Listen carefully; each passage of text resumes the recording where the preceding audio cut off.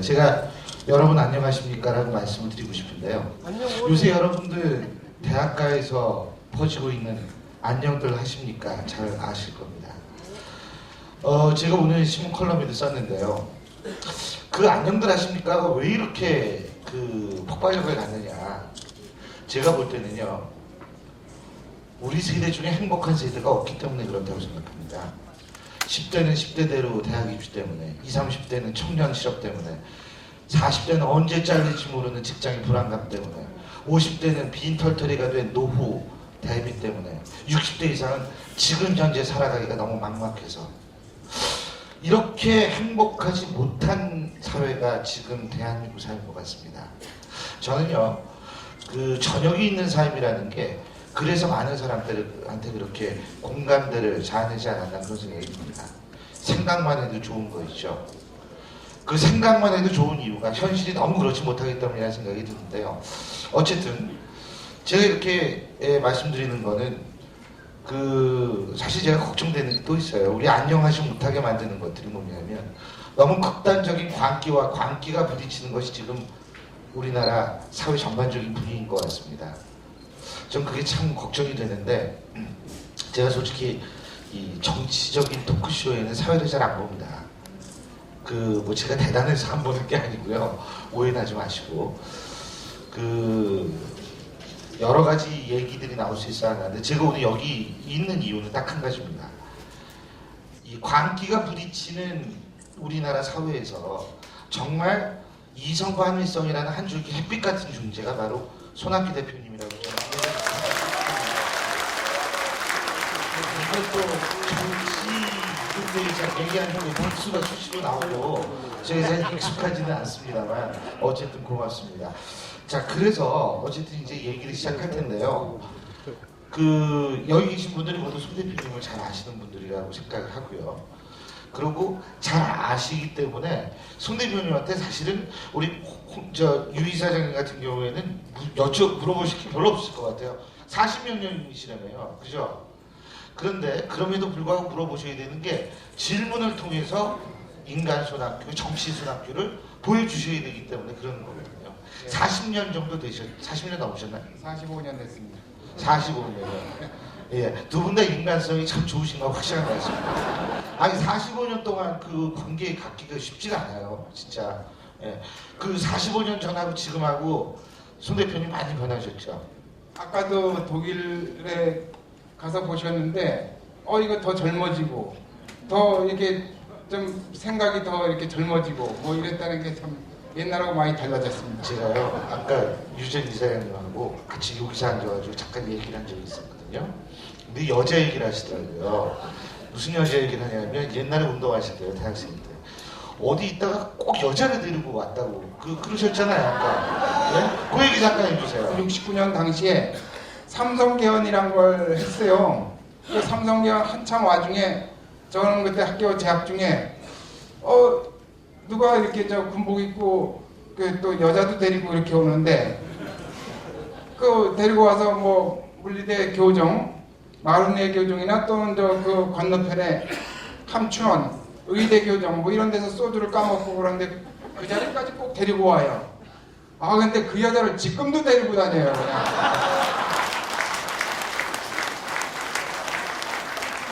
여자 얘기를 해서 속이 뜨끔해갖고서는 간이 코알맞아 있는데 말이지. 서울 법대 조영래, 서울 상대 김근태, 그리고 물리대 손아웅계 뭐 이렇게 해가지고 이른바 삼총사라고 그러는데, 이럴 때만큼은 이 두 사람과 함께 했으면 좋았을 걸 하는 순간이 있었습니까? 조영래 변호사 같은 경우에 그 친구가 계속 살아서 1990년에 운명을 달리했으니까 계속 살아서 민주화 이후를 주도를 했다면은 우리 사회가 정식 판도가 많이 달라졌을 거다 이런 생각을 하고, 김근태 의장이 건강이 좀 나빠서 일찍 돌아갔지만 김근태 의장은 운명을 달리하고도 더욱더 빛나는 원식 의원님이지만 그렇죠. 지금과 같은 시대, 새로운 시대적인 전환기에 있는데 이분들이 같이 있었으면 정말 큰 일을 했을 거다라는 아쉬움이 있죠. 경기고등학교, 서울대, 옥스퍼드 뭐 이렇게 하는 게 뭐 장점이라고 막 이렇게 이력에 내세우는데 저는 그게 약점이라고 보는데 어떻게 생각하십니까? 뭐 정치에서는 100% 약점이죠. 그저 우리 전혜숙 의원이 뭐 여기 있지만 그냥 소위 좀 고를 주는 게 뭐지 먹물 냄새 좀 피지 말라고 말이죠. 지금도 좀 피우고 계십니다. 이게 우리가 평소 존경하고 반독재 상징이었던 김지아 선배, 김지아 시인이 하고 남다른 인연을 가지고 계신 걸로 뭐 다른 분들도 다 그렇게 알고 계신데 지난 대선 당시 김지아 선배가 박근혜 후보를 지지하고 나섰는데 좀 섭섭하지 않으셨나요? 지금 제가 역사의식이 있고 민생을 중시하고 민주주의를 최고의 가치로 생각하고 있다고 하면은 그때 그 형들한테 배운 거죠.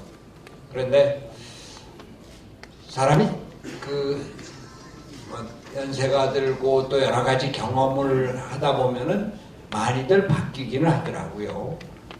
그 대학교 때 같이 운동을 하던 학생들 중에도 지금은 운동과 전혀 관계없는 사람도 있고 아니면은 운동에 대해서 아주 철저하게 비판적인 사람도 있고 그러니까 김지아 형도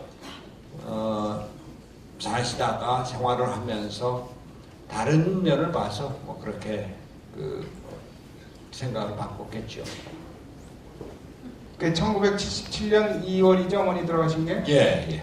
어머니 돌아가셨는데 이제 수배 중에 아무리 수배 중이라도 인간적으로 돌아가신 어머니한테 안 갈 수가 없잖아요.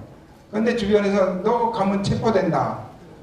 또 형들도 이렇게 말린 모양인데 그 어머니 상을 치르기 위해서 체포될 걸 무릅쓰고 이제 어머니 그 장례에 참석을 했죠.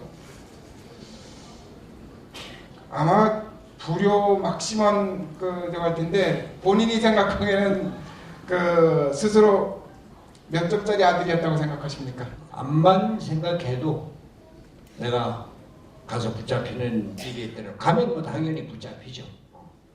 그래도 아직 관을 닫지 않았으면 얼굴이라도 보고 관을 닫았으면 관이라도 만져보자 이런 생각으로 제가 그때 교회 쪽에 있어갖고서는 연락을 해서 형 집에 가는데 물론 관 다 못지를 했죠. 그런데 그때 우리 저기 둘째 형님이 계신데 그 밤에 내가 거기 갔는데 하여튼 한 7, 8군데에서 중앙정보부, 보안사, 시경, 치안국, 동대문경찰서, 강남경찰서 뭐 이런 데서 다 와갖고서는 지키고 있다가 나를 놓쳤거든. 이 사람들이 나를 그때 잡으면은 2계급 특진에 200만 원 했어요. 그래갖고서는 체포한 걸로 하려고. 데려가겠다는 거라. 근데 우리 형이 공군 조정사거든. 권총 꺼내지는 않았지만 못 간다. 그 밤새도록 실갱이 하다가 그 다음날 산소까지 가서 산소에서 하관만 하고 바로 야령이 됐죠. 뭐 어머니에 대한 이제 아들 자식 도리는 못하고 그때 어머니에 대해서뿐만이 아니라 형제들이 전부 어머니 초상이 아니라 막내 동생 초상이 됐습니다. 그러니까 결국은 이제 아들로서는 빵점이었다는 얘기거든요. 근데 제가 이 자리에서 밝히지만 제가 문상을 못 가서 죄송합니다. 근데 저는 저기 박 사장님 동네 그 옆에 목포교도소에 있었거든요. 그때 문상을 못했으면은 지금 조이금이나 보내주죠. 알겠습니다. 그 막걸리를 기준을 몇 병 뭐 이런 식으로 따지는 게 아니라 몇 대냐 또는 몇 마리냐 뭐 이 정도로 따지는데 손 대표는 몇 마리나 한꺼번에 드시나요? 하루 종일 아침부터 밤 12시까지 먹어서 소도 한 마리 정도 먹을까? 반말 정도 먹긴 먹었다 이거죠. 어쨌든 저는 공식 주량이 소주 반병에 막걸리 한 병입니다. 여러분들 분명히 알아두세요. 그 부망제과 관련해서 우리 손 대표께 유신이란 무엇인가 이걸 한번 종합해서 말씀해 주시죠. 콘티를 누가 짰는지 그 시간대별로 자꾸만 해요. 시간대별로 제가 짜는 겁니다 지금. 근데 이제 부모학생 나왔으니 이거 언제 끝나요 이거? 이런 표현을 제대로 쓰는 게 좀 난처한 이런 건데 그냥 결론부터 간단하게 얘기를 하면은 그때 박정희 대통령이 죽지 않았으면 내가 죽었을 겁니다. 김해 보안대로 끌려갔는데 48시간 동안을 취조도 안 하고 패는 거예요. 그것도 이등병 시켜서. 나 이 새끼야 너 왜 패는지도 몰라. 어쨌든 패니까 신나고 이런 식이야. 근데 봤더니 48시간 만 이틀이 지난 뒤에 중앙정보부의 대공수사단장이 딱 내려와요. 문을 딱 열면서 손학규 새끼 너 여기 있었구나. 근데 당시 중앙정보부 대공수사단장은 나는 새도 떨어뜨린다는 그런 위력을 가진 사람이에요. 우리는 워낙 거기 드나드니까 알죠. 그러고서는 취조를 좀 시작을 하더니 조금 있다가 저녁 이 시간쯤 됐더니 나가서 안 들어와요. 그러고 밥 들어오고. 근데 밤이 뭐 12시가 돼도 안 들어오고 1시가 돼도 안 들어오고. 겁이 얼마나 나는지. 워낙 그런 걸 많이 당해봤으니까. 그렇게 시간뜸을 들이면은 모든 이거 짜맞추기 해갖고서 와서 이제 본격적으로 고문이 시작이 되는 거거든요. 그 다음날 지나도 안 오고. 그 다음날 지나도 안 오고. 그러더니 이틀 지나니까 헌병이 말이 달라지는 거예요. 존대로 되면서 뭐 잘 되실 거예요. 나가실 거예요. 근데 그때 중앙정보부 대공수사단장이 수사단을 이끌고 내려왔다고 하는 것은 민청학년 사건 같은 걸 다시 만든다는 얘기였어요. 하여튼 그랬는데 그렇게 해서 이제 뭐 유신은 끝났는데 근데 이제 조금 다른 얘기입니다만 유신이 끝나서 우리는 서울의 봄이다 그랬어요. 이제 민주화가 됐다 이렇게 생각했는데 근데 뭐였어요? 그 다음에 5.18 군함발레 다시 짓밟혔잖아요. 민주주의가 그렇게 쉬운 건 아니다. 지금도 우리는 87년 민주화가 벌써 언제입니까? 25년이 넘는데 그 민주주의 완전히 됐다고 생각을 하는데 야 이거 제대로 민주주의가 됐나 하는 회의가 될 때가 많잖아요. 아까도 제가 말씀드렸습니다만 실제로 어떤 뭐 사회 인사가 내가 문자 메시지를 보냈는데 문자 메시지 보내지 말아달라 얘기해요. 육성은 괜찮은데 이건 다 저쪽에 간다. 그런 정치가 아직도 지속되고 있습니다. 진짜 메시지 조심해야 되겠네요. 그러니까 속도감 있게 제가 근데 예. 저쪽에도 기자 계시지만 저를 아는 기자들은 아예 저한테서 특종은 처음부터 포기합니다. 인터뷰를 해도 소위 얘기하는 그 일본말이라서 죄송한데 야말을 기대하지 마세요. 근데 손 대표님, 제가요 네. 그 손 대표님 이렇게 뵈면 참 이렇게 컨텐츠도 많으시고 정말 그 존경할 부분이 많은데 정말 딱 하나 이렇게 단점이 있으세요. 너무 진지해가지고 재미가 없어요. 근데 이 참 힘들겠다 이런 생각을 하고 있었는데 한 11월인가 그때 보니까 손학규의 데모험 이래가지고 트위터에서 리트윗이 막 되더라고요. 여기 막 준비성이 떨어져 철저해서 여기 보면 이제 몇 개가 있는데요. 여기 이렇게 아낌없이 벗는 손학규. 근데 이건 너무 야해서 제가 도저히 확대를 할 수가 없었어요. 좀 야한 것 같아요. 그래서 자세히 보면 안 되실 것 같고요. 그게요 안 야해요. 나이가 일정 수준 이상이 되면 전혀 야하지 않습니다. 19금이에요. 그리고 또 하나는 뭐 이것 좀 이따가 제가 또 자세히 말씀드리고 대통령 사이에 앉아 지루한 손학규 여기 보셨습니까? 네, 여기 보면 이명박 대통령하고 박근혜 대통령 사이에 앉아서 하품을 억지로 참고 있는 모습이 나옵니다. 그리고 밑에는 지구로 돌진하는 소행성을 폭파하러 간 손학규. 근데 소행성 폭파는 아니고 뭔가 이렇게 탄광해서 뭔가 열심히 하시는 것 탄광 같아요. 맞아요. 근데 이 재밌는 건 이건데요. 이건 좀 제가 확대를 해왔어요. 공유를 하기 위해서. 차 한 잔도 대접받지 못했지만 표정 관리하는 손학규. 보십니까? 여기 보시면요. 이게 언제 장면인지 아세요 혹시? 지난번 보궐선거 때죠. 화성. 지난번 네. 김한길 대표께서 보궐선거 출마해달라고 권유하러 간 자리인 것 같은데요. 아니 어떻게 차를 혼자만 드시고 계시는지 제가 그래서 이걸 딱 보고 왜 출마를 안 하셨는지 알 것 같아요. 정말 너무 그때 왜 출마 안 하셨을까 막 그랬는데 혹시 나가면 어차피 떨어질 거라고 생각해서 출마 안 하신 거 아닐까? 죄송합니다. 이렇게 제가 여쭤봐서 네, 그런 생각도 잠깐 스쳤어요. 솔직히 말씀드려서.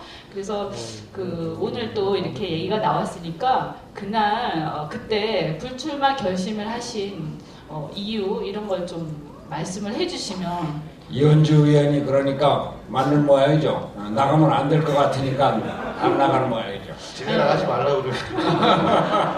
맞아. 신율 교수가 나가지 말라고 그랬어요.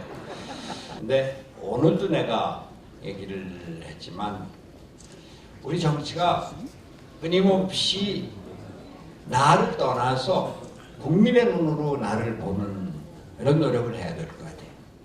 당을 떠나서 국민의 눈으로 당을 보는 노력. 물론 내가 나가서 당선이 되면 설사 안 돼도 선전을 하면은 그것이 민주당한테 도움이 된다고 생각할 수 있겠죠.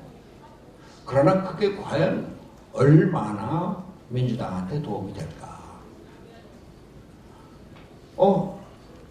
민주당의 손학규 작년에 대통령 나온다고 왔다 갔다 하더니 떨어지고서는 이번에 국회의원 선거 생긴다고 단짝 나와?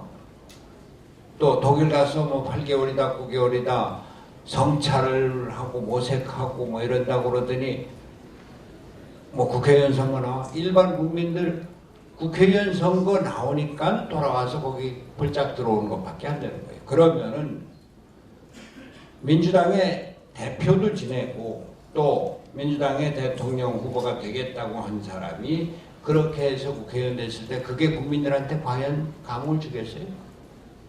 나는 내가 한 일이 정말로 민주당을 위한 길이다 그렇게 생각합니다. 문재인 의원 대선 출마 선언했는데 우리 손 대표님은 초조하시거나 좀 그런 생각 없으세요?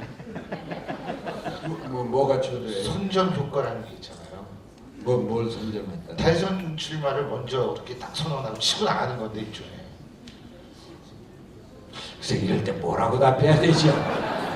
근데 다 아는 사실이다 그렇게 또 그렇게까지 얘기하실 거 없고 지금 우리가 할 일은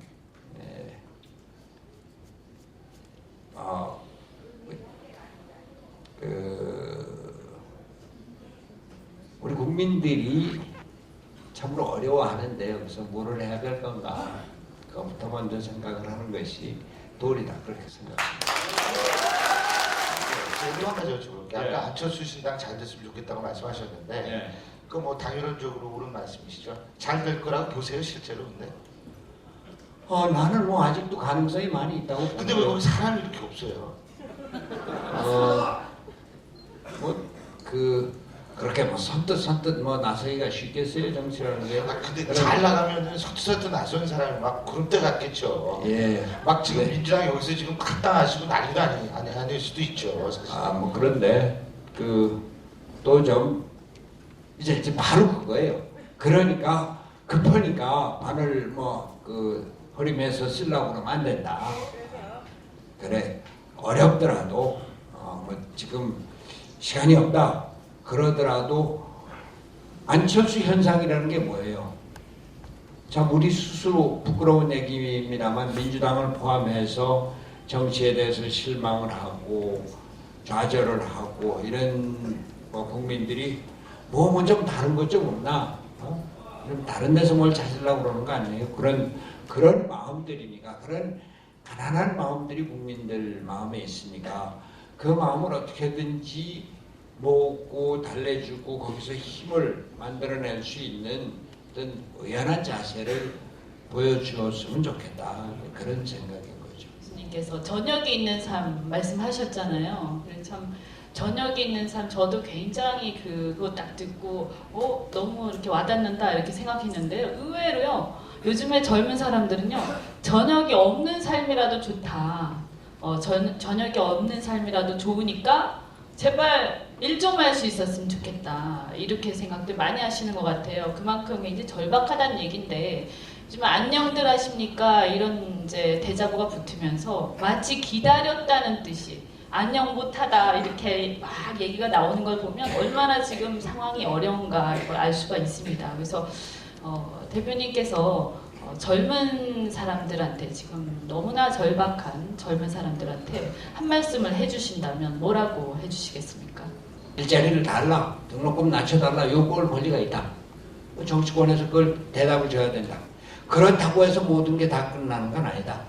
여러분들의 몫이 있다라고 하면서 슬라이드 맨 마지막을 공백으로 이렇게 만들어서 보여줬어요. 빈혈. 이 공백은 여러분들이 채워야 한다. 네. 이를테면 아데나워 같은 거, 아데나워, 브란트, 메르켈 이런 사람들 얘기를 해주면서 그렇다고 아데나워 저렇게 화려하지만 아데나워라고 어려움이 없었느냐?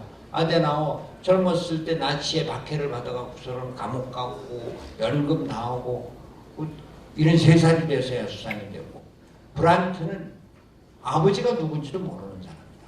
아버지가 누군지도 모르니까 어렸을 때 동네에서 얼마나 구박을 받았겠느냐.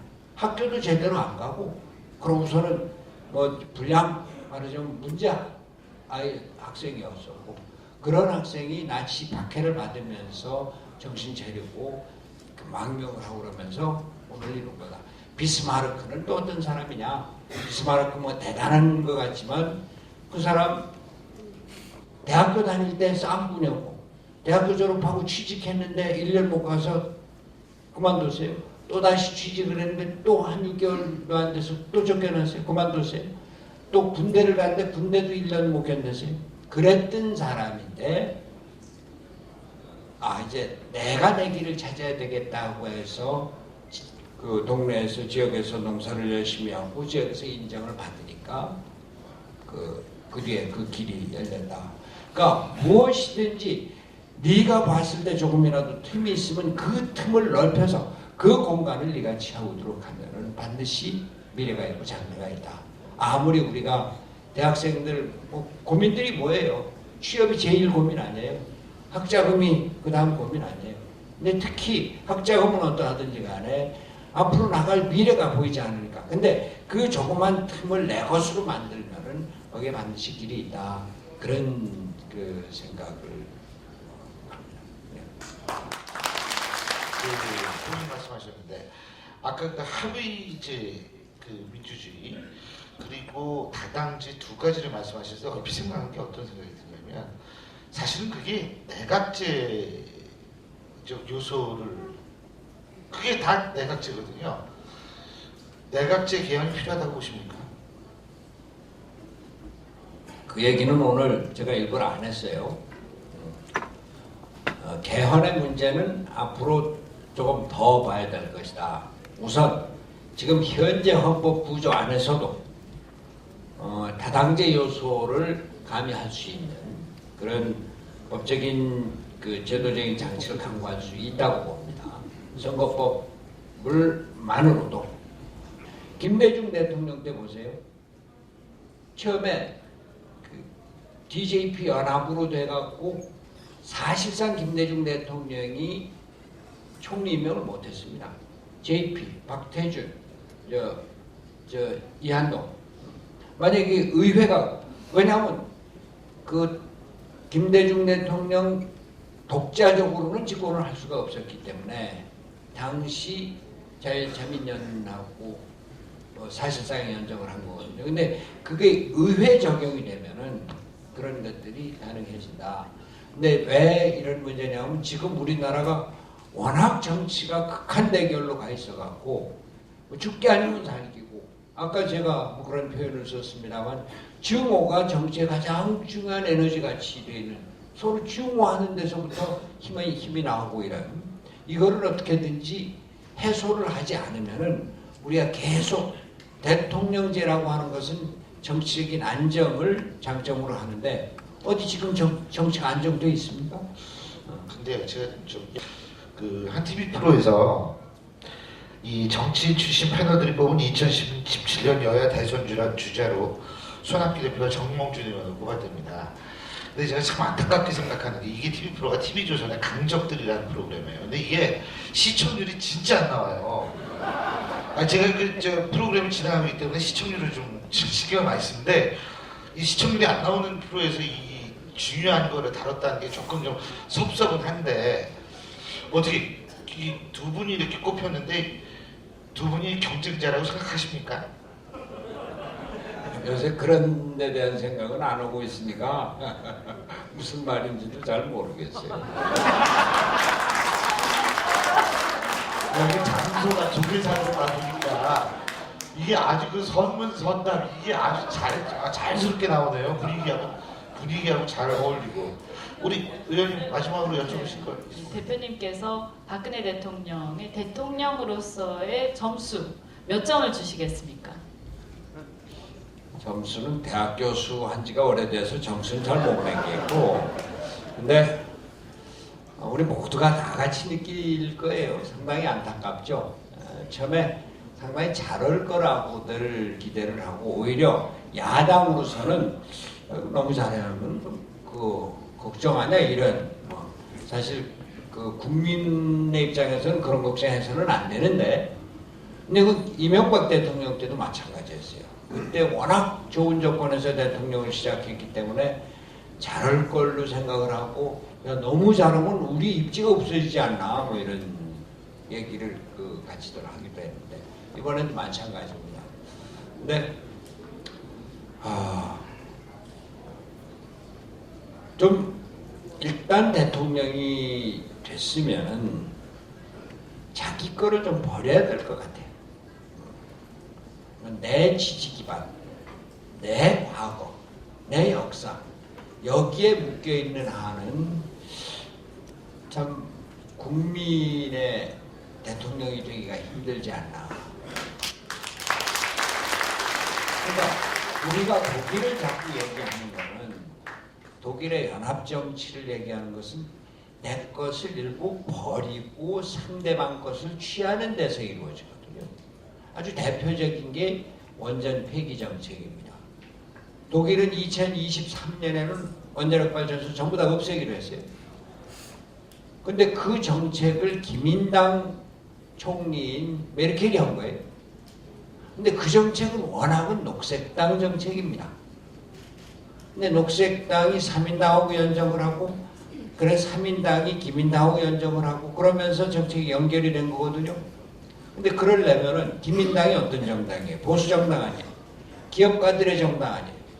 기업가들의 지지가 가장 중요한 지지 기반인데, 원자력을 포기한다고 하는 것은 얼마나 큰 기업을 포기하는 겁니까? 또 기업의 속성이라는 게 직접 내 원자력 산업이 아니더라도 연관 기업도 하여튼 뭐 기업을 없앤다고 그러면 다 싫은 거죠. 근데 그런 그 기민당의 지지 기반인 기업과 보수 세력은 당연히 원자력 발전소를 유지해야 된다는 건데, 메르켈 자신도 그랬습니다. 그런데 국민들의 여론이 그러니까 후쿠시마 사태 이후에 자기 지지 기반한테 좀 참어, 안 되겠다, 국민들한테 우리 두드려 맞는다. 그러니까 자기 걸 버리는 거거든요.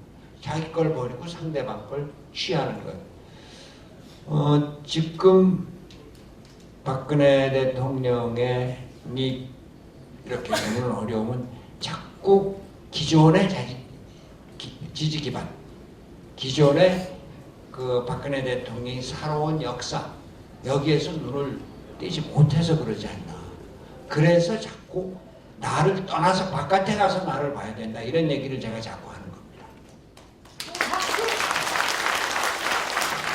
제가 마지막으로 이런 말씀을 드리고 싶은 게, 그 손학규 대표님에 대해서 제가 처음 들었을 때가 서강대 그때 그만두셨을 때일 거예요 아마. 근데 맨 처음 인하대학교에 계시다가 서강대학교로 옮기셨거든요, 정치외교학과. 근데 제가 명시대 정형외과에 있는 지 지금 만 18년 반 됐습니다.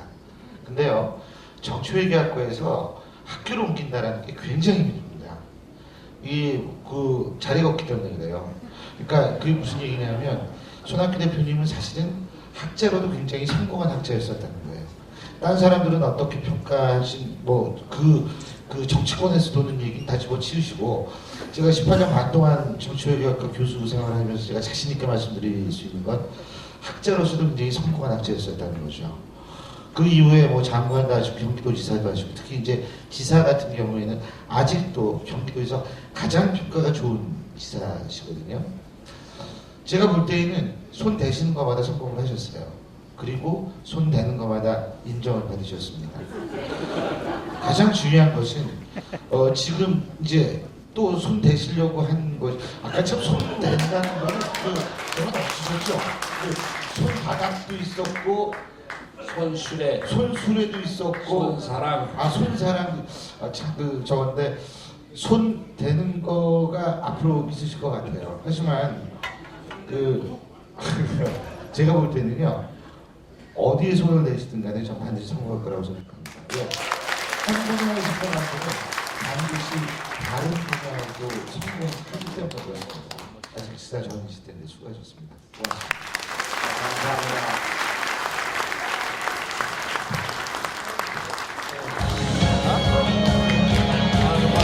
감사합니다.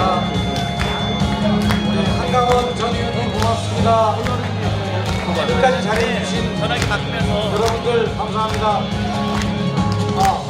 하루 위를 마치고 부청장 박홍석 부청장을 모셨습니다.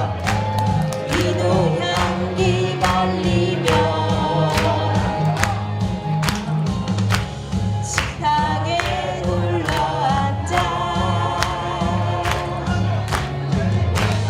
웃음꽃을 피운다. 떳떳하게 일하고 당당하게 누리자. 모두 함께 일하고 모두 함께 나누자.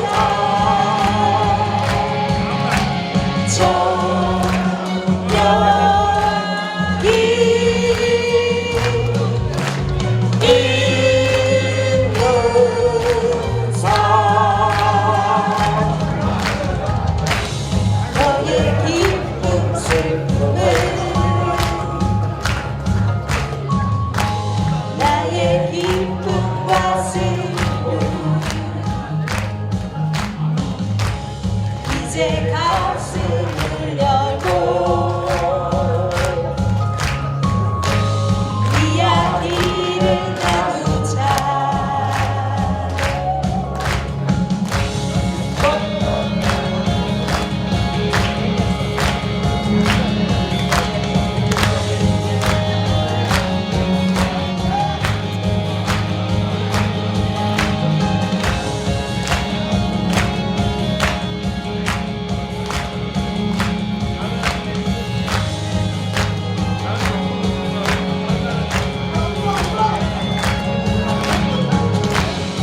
떳떳하게 일하고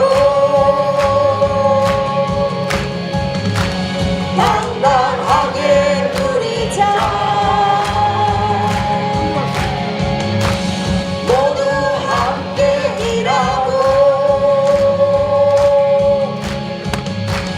모두 함께 나누자.